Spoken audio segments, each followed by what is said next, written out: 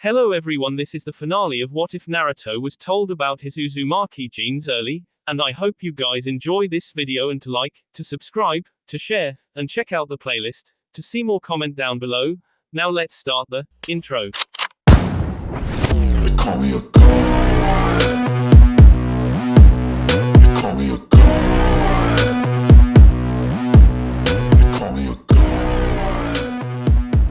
It had been 6 months since the Emperor fought Madara and won. Nobody had seen the battle, but the landscape had been changed as a result and its tremors had been felt all over. The captured Jinchuriki were released and returned to their homes. It was no charity from the Empire. Not when it didn't need the power of the Bayou.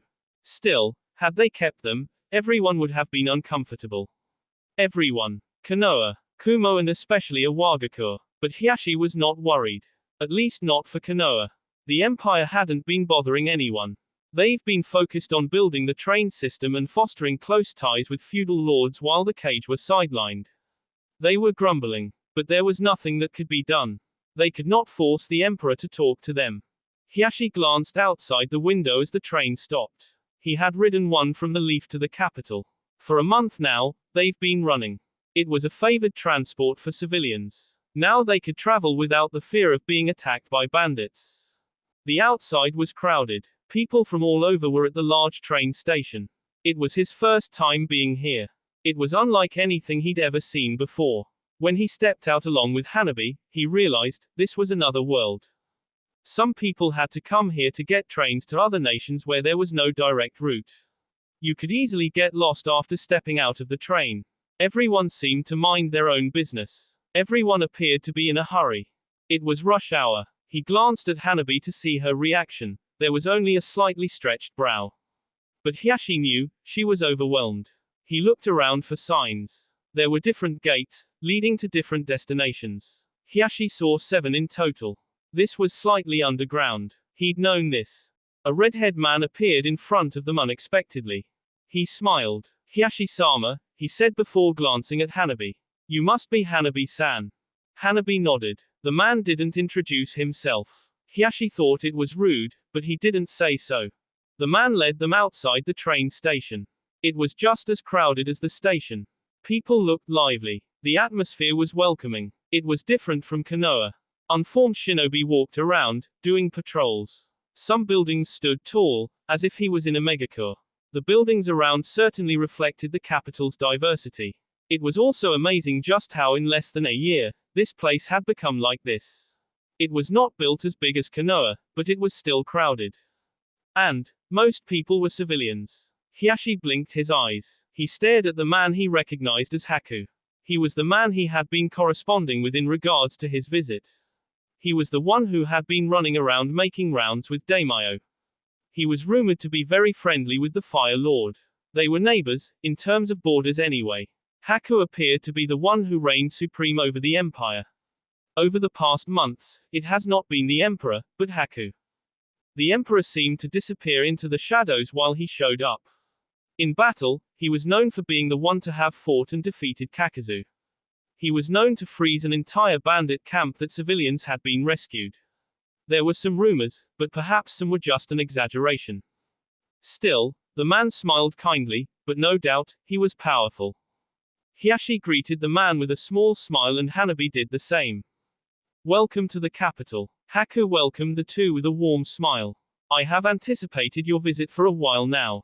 They should have met months ago, but other commitments came first. And besides, Naruto had wanted to show the cage that he didn't need them. You are the one who have been pushing back at attempts to meet. Hiashi said as they started walking along the streets. Your talks are not with me but His Majesty. He has not been seeing people. There have been internal matters that needed to be solved. Haku responded casually. Hiashi nodded. He was not going to ask what. As they walked, he realized, Haku was much respected. People seemed to bow to him, and others acknowledged his presence. No one seemed afraid of him.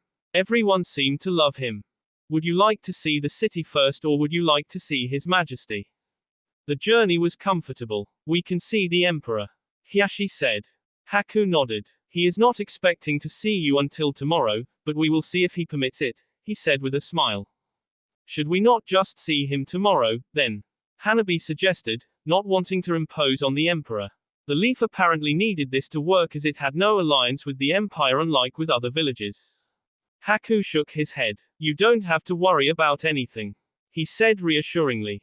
The emperor's place was as beautiful as it was rumored. There was a natural fragrance around it. Perhaps it was the colorful trees around. Or maybe it came from the water stream. Hanabi was a little nervous now. She had been on many diplomatic missions. But this was unlike anything before.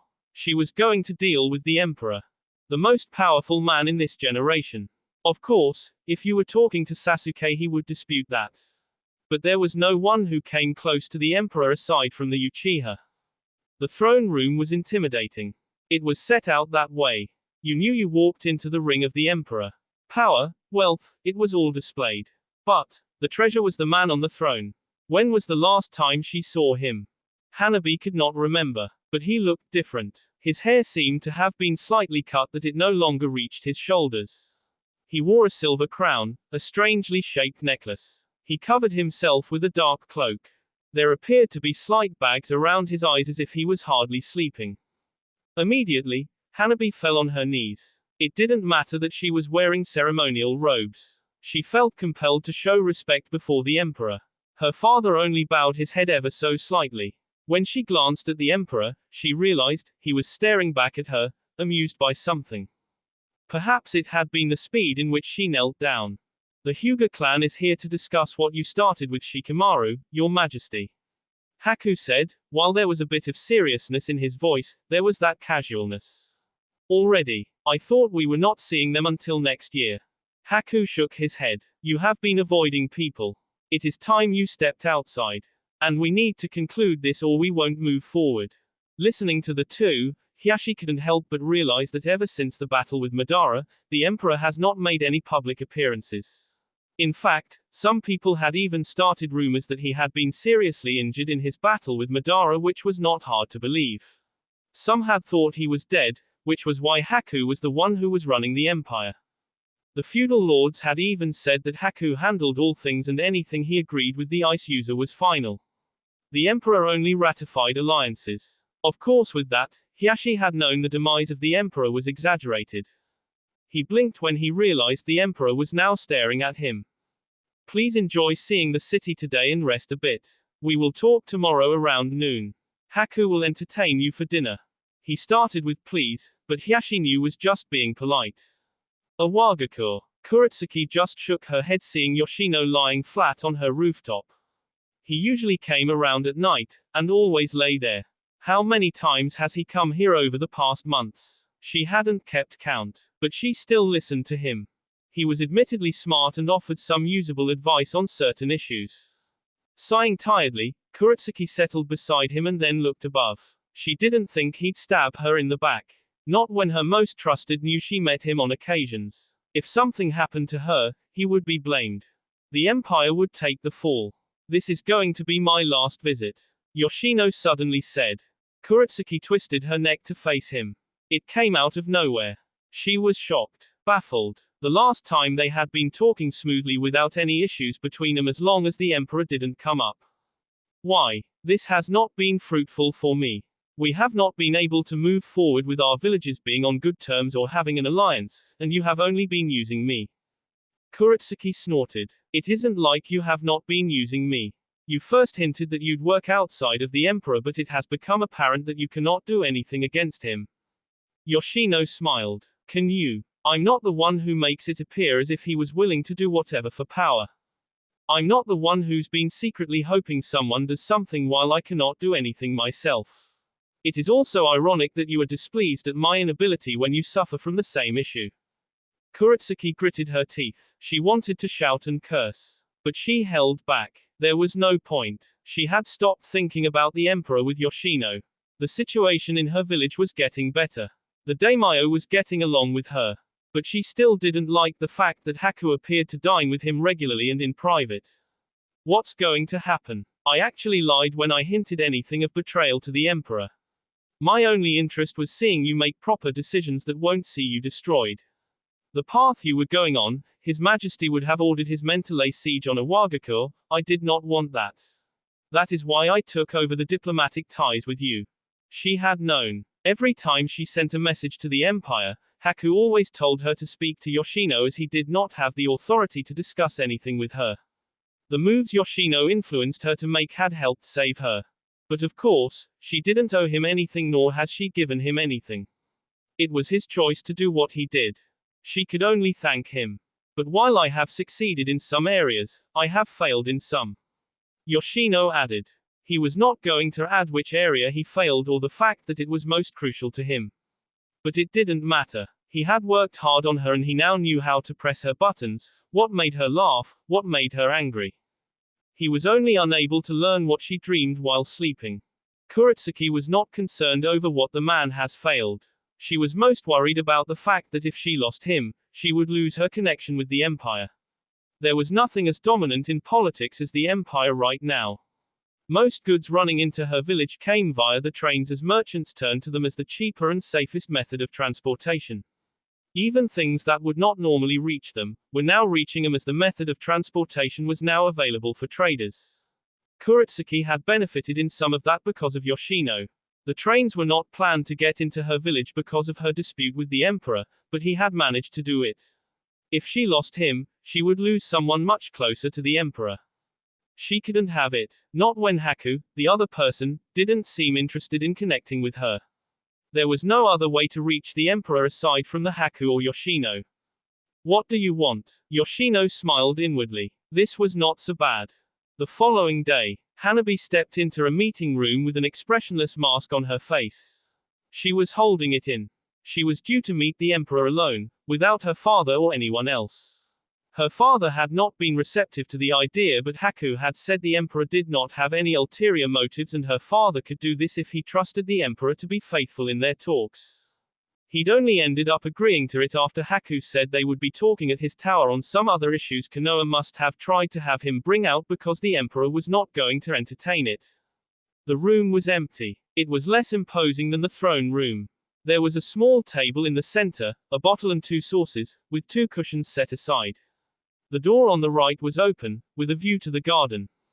It was peaceful. Her tension eased a bit at the atmosphere, but she did not sit down. You can sit down. Hanabi nearly jumped when the Emperor suddenly spoke behind her. He'd frightened her. She'd not been expecting him. She had not even heard his footsteps or even sensed his presence. She already knew about this. His silence. If he wanted to kill her, he could have succeeded.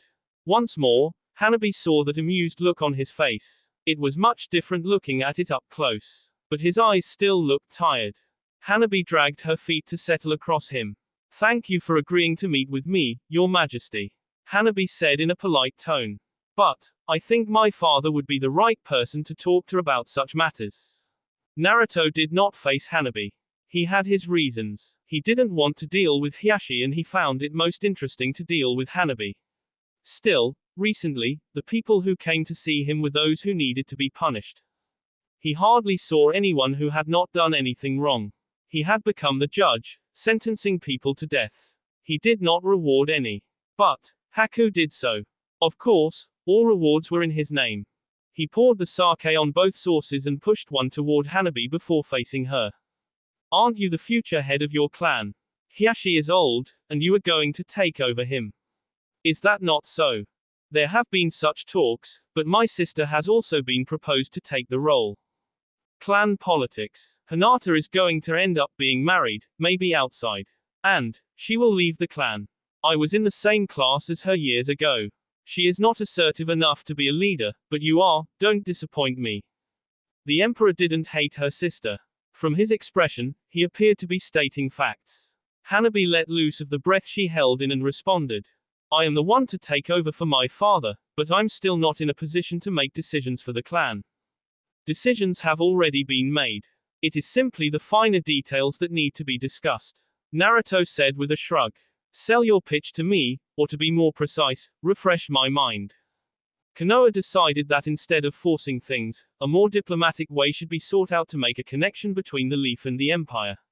Marriage arrangements have been used for generations to foster and to show close relationships between nations.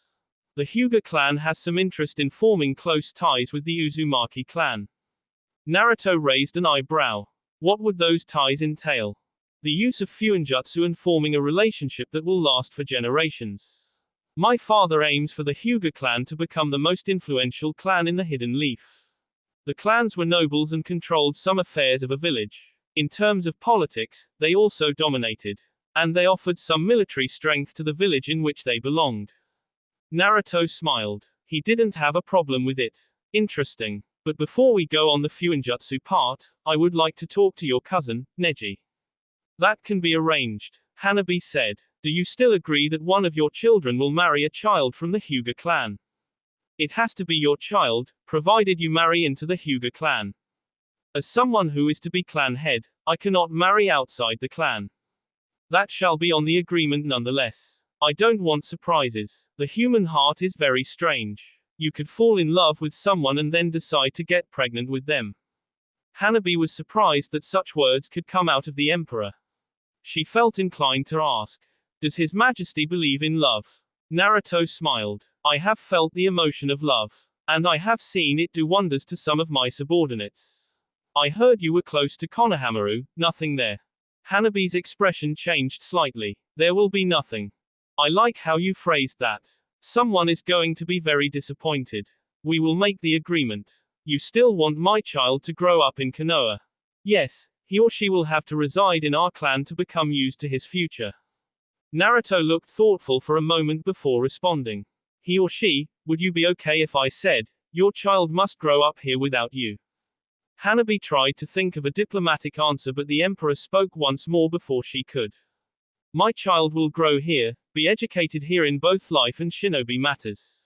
However, I'm not against him going to the Leaf. The Hyuga child must also come here to know this country. You should also have a backup plan, in case something happens to either. We will do the same. Naruto said before his eyes narrowed.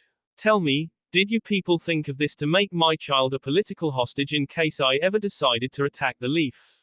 That was not the thought of the Hyuga clan. You gave your answer very quickly. But, I will accept it. The clan has this tradition. Some of our clansmen are sent to work for the village while some work for the clan. The clan is willing to enter into an agreement that should the empire require our expertise, the clan shinobi will be able to provide it. It seems your father truly wants to grow his influence, but confidentiality issues. Not everything the clan does is for Konoha. My father's first priority has always been the clan and the village. I should adhere to this principle. Excellent, Naruto said with a small smile. It is impolite to refuse a drink from the emperor. Hanabi stared the drink the emperor had shoved to her side. She didn't want to drink, but she had no choice, did she? At least it was just one drink. Haku worked at the tower and the compound, but he spent most time at the latter location. At least that is what intel suggested. It was possible for people to come here and still not see the emperor, even though he was around. It had been Konoha's struggle over the last several months. Kakashi had come here but had still not met the emperor. He'd spoken with Haku, but the man had said he had not been given the authority to have any formal talks with the Leaf. He however did entertain the man. Still, nothing much had come out of it aside from deals with the trains. The Leaf had considered holding the trains hostage to get the Empire to talk to them, but Shikamaru had suggested such an idea would be ill-informed and would only lead for the Empire to act against them. While a meeting had now been sorted, Hiashi was still concerned that nothing with Konoha was being worked out. The elders were not going to be pleased about it. He glanced at Haku for a moment before looking around the crowded office. Scrolls, stacks of papers. There had been people coming in and going moments earlier. There was truly a large volume of work. The empire was growing. Its political and economic muscles were growing. It was not flexing them, but it would soon enough. You seem to do much of the work around here. Hiashi started in a light tone. Not at all, His Majesty still does most of the heavy work. Besides, I work on authority of the Emperor. Haku said with a slight shrug. He isn't going to take much time with Hanabi-san, and after that, I will be called to speak to him. If you want to say something, you should say it now. Hiashi didn't need to think about it for long. Why doesn't he want to entertain a relationship with Konoha? Before the war and after, he seemed willing to the idea of forming closer ties with the Leaf. Only he can answer that question. A response from me would be mere speculation. Surely you have asked. Haku stared for a moment before responding. A possibility, but I'm not willing to discuss privileged conversations with the Emperor. He said. What was the message from Konoha? An alliance talk. Formal alliance talk. Hiashi said. Konoha is hosting Cage Summit soon, yes. Haku said in thought. I will persuade him to go to Konoha. Not for the summit, but to see you. You will host him. Whatever happens on that side is up to you. He'll notice something so bluntly clear. Doesn't matter. Haku said with a slight shrug of his shoulders. He slouched to his chair and held his hands together. There is also a request we would like from your clan. We would like to utilize your shinobi for an S-rank mission. What mission? Classified. Haku said. At least for now. You'll get the details from Gurren at a suitable time. Hiashi was not going to complain about this kind of arrangement, but no doubt, Konoha was going to cry. This did not benefit the Leaf not even a little. This was going to do well for the Hyuga clan. If Konoha thought that tying the clan with the Empire would benefit Konoha greatly, they were massively mistaken. Still, if the Hyuga clan benefited, Konoha would also benefit. Regardless of what happens, the Hyuga clan would always be loyal to Konoha. If the Empire could not see that, then the relationship would end. He didn't think that these people didn't know that. No, they had to know that. They were not even asking him of anything that would leave the clan at odds with Konoha. It was all above board. It was late at night when Haku walked into Naruto's office. These days, Naori and Naoki worked shifts because Naruto could go around without sleeping for longer periods. Sometimes he could just sit on the throne in the throne room without any company. It was worrying and a little sad at times. He wondered what the man really wanted. Was there something that he was missing? Was he simply not satisfied that things have come this far? Did he want more, or was he just not happy with all things in general? Haku had tried asking before, but he had been shut down. It was not that Naruto wore a sad face. The Emperor was still unreadable, but there was certainly something different about him. When Haku stepped into the office, the blonde was working on a stack of papers. He was still the Emperor. There were many things that he needed to go through. Reports that ended up in his desk had to be read and then stored away in a secure facility bound by barriers. Haku sat in front of Naruto's desk. The office was just like the one in the whirlpools. Nothing had changed, just the amount of work. You're making a habit of working late nights, Haku said in calm tone, eyes fully on the Emperor. Naruto didn't immediately respond. His eyes remained focused on what he was reading before glancing up at Haku for a moment. There is nothing better to do at night. Haku almost laughed, but he held back. Nothing better to do at night. You have wives. He emphasized the last word. Naruto's lips twirled slightly into a smile. And you think I should be bedding one of them at night? So, today, I decide where I go. Do I get the comfort of the delightful Mizukage? Do I go to Temari and feel her warm heart and listen to the troubles of her life and try to comfort her? Do I go to Whirlpools and hear Karen complain about being pregnant and the hardships she has to go through while I dare to dream about being a father and what kind of a father I would become? Do I go to Land of Springs and forget about all shinobi matters? Do I go to Nadeshiko? Some men would be envious to have such a list of women. Some people couldn't even get one without having to pay. There was a brothel in this city, and he had seen many men go through for pleasure. The man who operated it had begged him to open it after he had first rejected the idea. He'd found it a little distasteful, but he had been convinced that some people made it their work. He only agreed to it if all of them women were not forced and worked there voluntarily. Yuga was always going there to check if everything was running according to the law. Naruto didn't have to spend a cent. He had wives. Yet, these days, being alone seemed to be his beloved bedtime. Some people would be envious to have such options. I know one, Naruto said with a small smile. Jiraiya would certainly say he was living the afterlife if such a thing was a reality for him. Ah, those days with the Sannin had truly been wonderful. He'd been a little less worried. He could enjoy things without being worried about anything.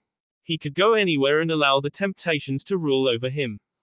Then, Naruto fell back into his chair, and closed his eyes for a moment. I feel rather empty. I have everything but my heart feels a little empty. There is something that seems missing. Haku raised an eyebrow at this contradiction. How do you have everything and still lack something?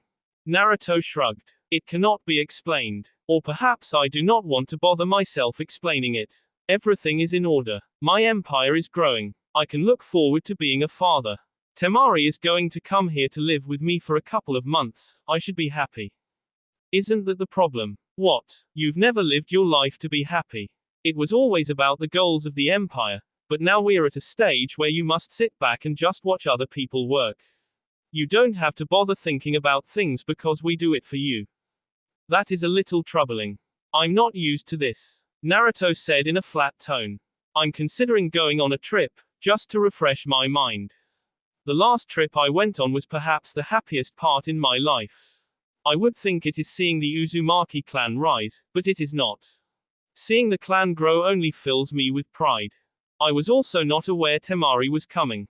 Are you gonna go with her? I think so, Naruto said in thought. What do you think of the idea? I don't disagree with it. I can handle things in your absence, and if there is anything that needs to be sorted out, Yoshino and Gurren can always sort it out. If you can take your imperial train around the elemental nations, it could give you some needed rest and gives you a chance to see how the world has changed. At the same time, we can make new friends. While you won't be doing any official visits, I have no doubt that you will be engaged by leaders of all nations you will pass. Haku said in thought. But I'll need to make preparations. Make them, Naruto said. He then released a long breath before speaking once more. I guess I can go surprise Mei. Kirigakure. Mei's eyes snapped open when she sensed a presence closer to her. She nearly jumped when she saw someone lying beside her on her bed, but calmed when she saw it was Naruto. He was lying on his side staring at her with a small smile on his lips. She could still not tell what he was thinking. These days, his presence has been a little scarce. He even looked tired. Then again, even without wars and battles, there was another fight with paperwork that he had to engage. The empire was growing, surely, time would also be limited. It didn't matter if there were other people assisting, he was still the emperor. The Mizukage cleared those thoughts. She was merely happy to see him here. To see him before her with a smile. She sometimes missed that small smile. She felt like she didn't need to move, but just stare at him silently without saying another word. Maybe for a couple minutes or an hour. Even if she fell asleep, it would not become a problem for her. The relationship was not all about touching. Emotional support was also needed. A little surprised to see you, but I'm happy. I've realized I've been neglecting you, Naruto said. It was simply not the duties he had to complete, but his desire for some alone time. His voice was quiet and there was a bit of emotion. Things could truly change. Mei smiled. Are you okay, though? Such a strange question. The only other person who asked him the question so earnestly was Haku. The others didn't say anything. Not even Karen dared asking him about his mental health. He'd always held up. He'd always been fine. His mind had been set up to think in a different way.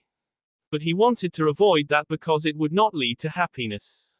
I think I am. Mei raised an eyebrow. That is new.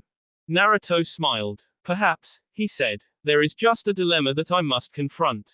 With things moving in the right direction, there is little less of that rational thinking. I also think about what kind of parent I want to become.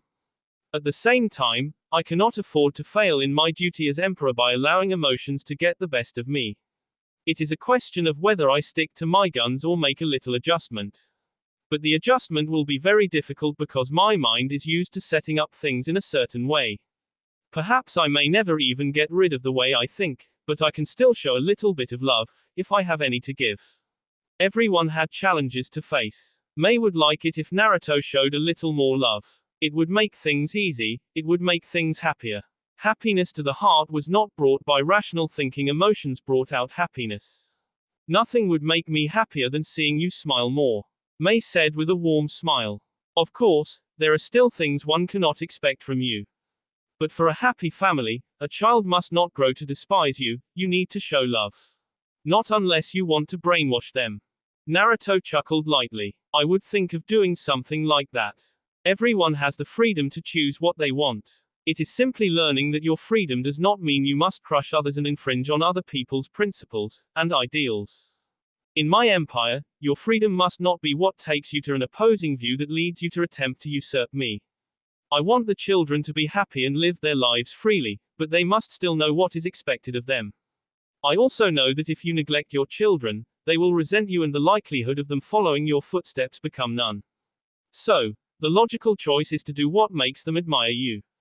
Naturally, you cannot please all people. But that is just part of life. May smiled. I hope you make the decision that does not leave you miserable. You cannot sacrifice everything. I think you have already done enough. You should take a slight step back, but don't ever stop being vigilant. I cease being emperor the day I become ignorant. The air was fresh, but the noise was loud. It was not like Konoha or Uzumaki. This was different from any other village. Then again, every nation was unique. But this city of Naruto was crowded by people from different nations. Temari had read some reports of people wanting to come to visit this place for the good life. The capital was not just the home of the most powerful man in the shinobi world, it was also the most technologically advanced nation. There were things to do that you could only find in this city. But from what she had heard, life was also very expensive here. Rich people tended to overprice things. But with orphanages run by the empire and business coming in every day, the city's residents didn't have to worry about the capital. This place was overflowing with opportunities and most of all, the good and peaceful life was guaranteed by the emperor. Temari had not set foot in Uzumaki ever since the fight with Madara ended. She'd gone to the wave a couple of times. People called the wave the second capital. The economy in the wave was still strong and the fact that it is in the coast meant that all shipping into the empire went through it. The whirlpools had become closed once more. Getting into the wave was even difficult these days with border control.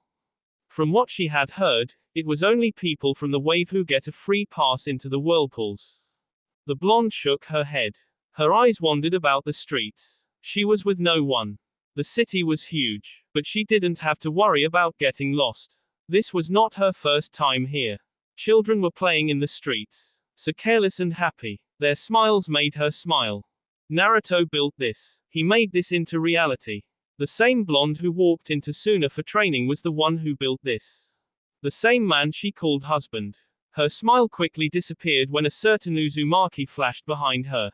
I was comfortable alone, Temari said with narrowed eyes. Naoki smiled, walking behind the blonde. I noticed. Then, you are not very nice to me, Temari-san. Naoki more or less complained. I don't think I've offended you in any way. Had he? Temari shook her head. What is it, Naoki? Naoki sighed. Well, since my presence isn't wanted, I'll depart without giving you the message, and you won't find His Majesty at home. Temari frowned. He knew she was coming in today. The exact time had not been arranged because she had not said which train she would take.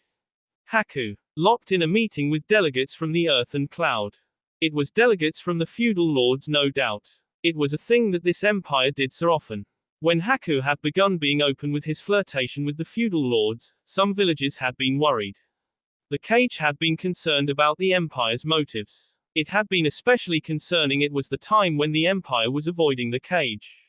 The alliances with the daimyo made the emperor even more powerful, politically. They listened to him. And they all seemed to have better relations with Haku than with Cage of their nations. Perhaps they were only laughing all the way to their beds due to the taxes the empire paid them. The train business was making money. Lots of it. And, the empire controlled the whole system in the shinobi world. Goods now traveled by train. Aid arrived faster. The empire affected the lives of all people in the shinobi world. And that was a dangerous power. And Naruto, His Majesty, Naoki stressed the rank, is out getting some fresh air. But I can take you to him. Temari narrowed her eyes. She knew she was not the empress. Karen was. She did not have the same status as the Uzumaki. But from what she knew, Karen had no role whatsoever and she had little power. It was apparently stripped from her. It had nothing to do with her pregnancy. Thinking of this, she rubbed her belly and then responded. No, it's fine. I'll wait for him. The view was quite verdant below. Standing above the hill, one could see the vast green land of farms. Some of it was still just not yet green. There were many people moving around, preparing the land, making it fertile. The conditions favored agriculture. The emperor was even using mokotan to make it worthwhile. Water was available. The land was there for the taking. This was not the hot, breathless conditions of the wind that suffocated even creatures meant for the desert. Yoshino couldn't help but smile. Everything was moving according to plan.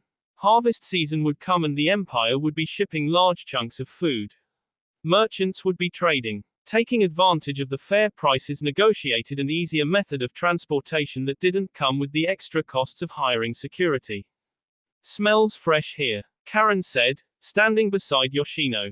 The emperor was in a meditative position, sitting just in front of them. It's the smell of nature, Yoshino said. He had come here needing to take on business with the emperor, but Karen had insisted on coming along. She said she wanted to go out despite the fact that she was not allowed to leave the palace. Naruto probably didn't want people to know about her pregnancy. The shinobi world was in the dark over it except for a few. He took 2 steps closer to the emperor and then started speaking. Heika. Yoshino. Naruto didn't open his eyes. I have managed things with Kuretsuki. Haku can begin with negotiations. She believes that she now needs me. Though I have not been successful in completely changing her, the exercise was not utterly pointless. Naruto was silent for a moment. He glanced back at Yoshino, but his eyelids remained shut. It falls short of what I requested. Yoshino was not going to deny that. But at this point, there was no reason to kill the woman, not unless they wanted to control Iwa from the shadows. But such an action now would only destabilize things. Besides, the emperor was going to be bored with no challenges. It was best to keep her around. As long as he managed to keep an eye on her and made sure she didn't come up with any surprises.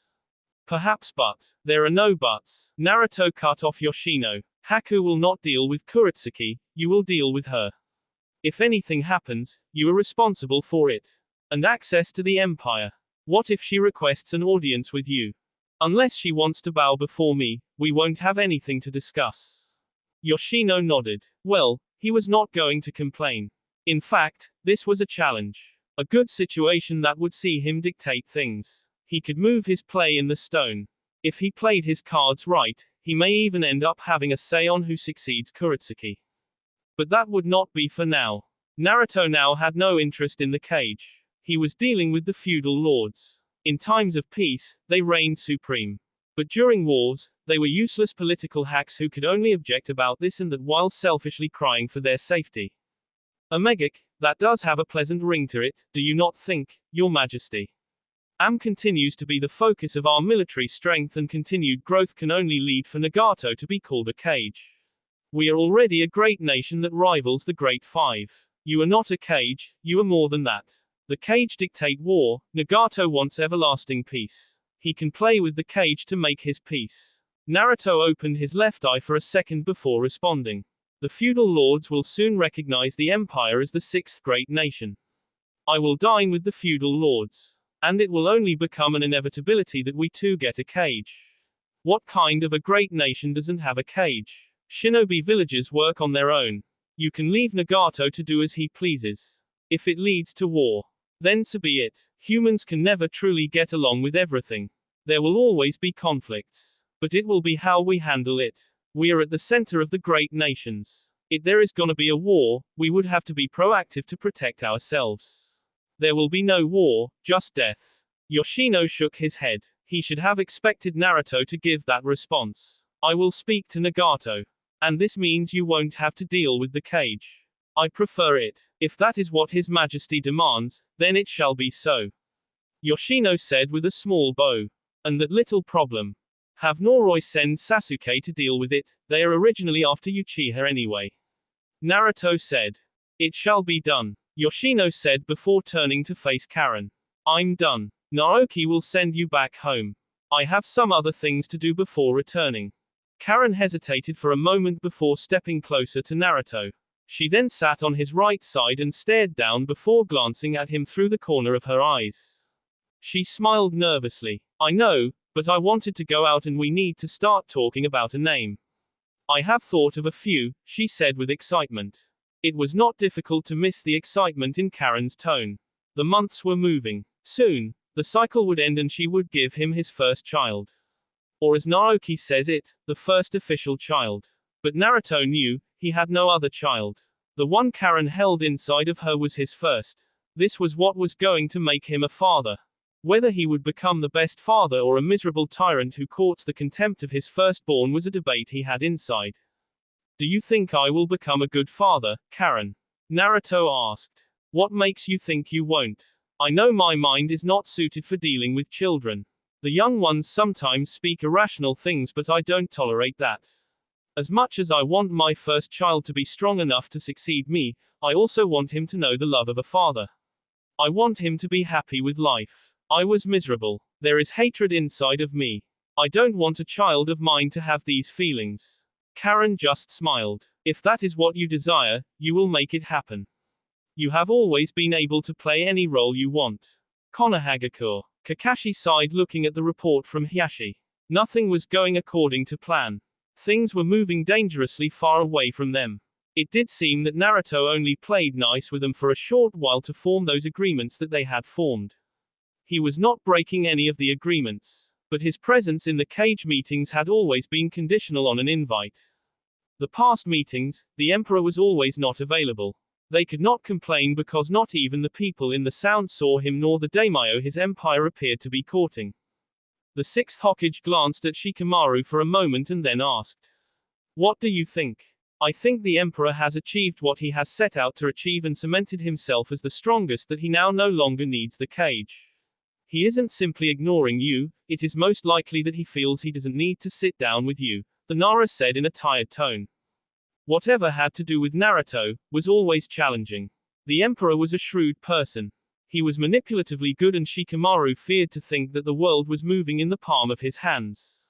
Certainly, everything now moved past him and he stood at the center of all great five nations. But it seems this issue is only with us and Awagakure, Kakashi said. Well, he is forced with the other nations. Kiri, the Mizukage, is his wife. She is not stupid and would not have moved ahead without benefiting her village. You saw how she handled things with them while Azushio was still on lockdown. With Suna, it is more or less the same issue. While he has not been dealing with Gaara in person, the Wind Daimyo's deals with the Empire appear aimed at Suna. It is most likely that the Wind Lord wants to have Suna grow enough to challenge the other great nations rather than it being the smallest and always having to depend on others.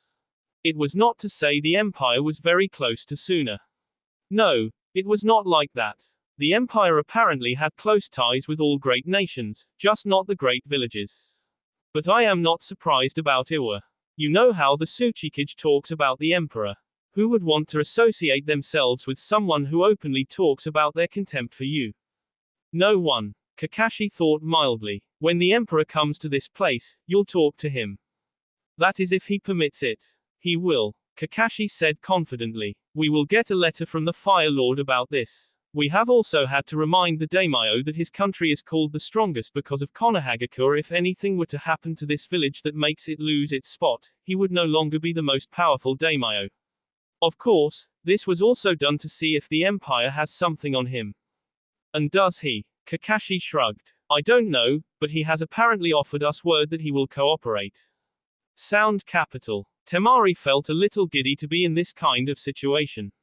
She was even nervous. She never thought that she would ever be in such a situation, with all eyes on her. She was standing by the train station.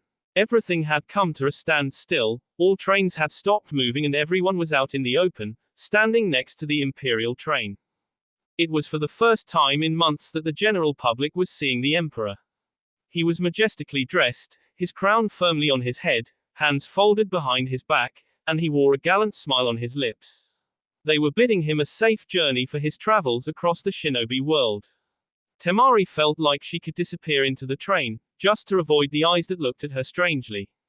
It was not just civilians, but the leadership of the empire that stood there. It was a nerve-wracking moment. She had grown up being the daughter of a cage and now her brother was a cage, but this atmosphere was different. The man standing beside her had a different stature compared to her brother and her father. This was the Emperor, the strongest shinobi alive, or as many claimed. Haku stepped forward smiling widely. Take care of him, and don't let him get sidetracked by getting absorbed in work. He must enjoy his holiday. This was not the kind of decision that had taken a long time planning. It was like a whimsical thing that was decided on the spot. Temari had been surprised. It was not the kind of thing that Naruto did, but it was not such a bad thing. Work had been stressing her.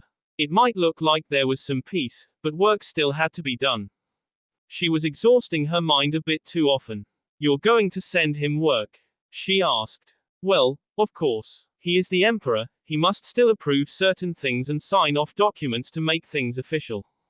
I thought you could sign off such things, given your role. Haku just smiled and did not address the question. He turned to Naruto. Try to enjoy yourself, Your Majesty. The Empire will be still standing when you return. Don't encourage him like that. Naoki was quick to say as he stepped up.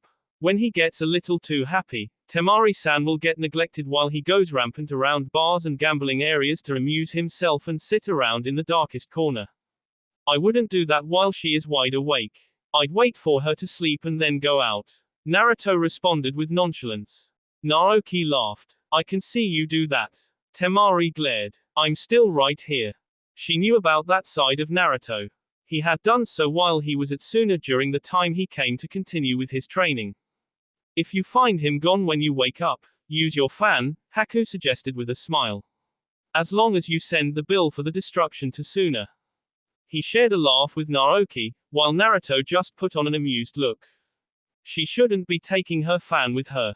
We are not going to battle, and if there is any trouble, I trust Naoki and Naori will be around in a flash to handle matters, Naruto said, glancing at Temari from the corner of his eyes. You're not taking my fan from me. Temari responded in a hardened tone and then turned to the train. She stepped in without saying another word. Naruto just shook his head. Haku held out his hand. Take care, Naruto. And don't worry too much about things here. We will be fine. If anything goes wrong, you know Naoki will be the first to tell you since he likes reporting matters that don't concern him. Naruto took the hand and shook it. He waved at the crowd behind and then turned away. Before stepping into the train, he spoke. I should hope to celebrate your union when I return. It should be a great day for the Empire that will be made a holiday to honor you and your great service, while cementing your place in our history. It shall also be a day that welcomes the first stage of restoration of the Yuki clan. Other than that, take care of my empire. That will be all for this video. Be sure to like, subscribe, share, and comment down below for more videos. Goodbye.